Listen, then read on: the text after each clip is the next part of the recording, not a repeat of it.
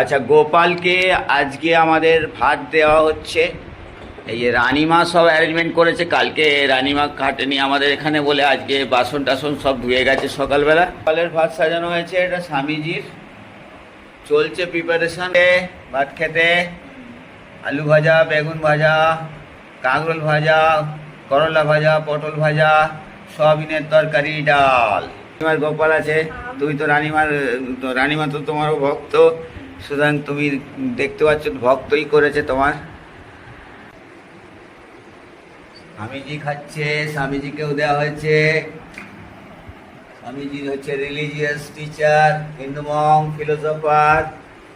গোপাল খেয়ে নাও। গোপালকে নমস্কার করছে। খেয়ে নাও। হরে কৃষ্ণ হরে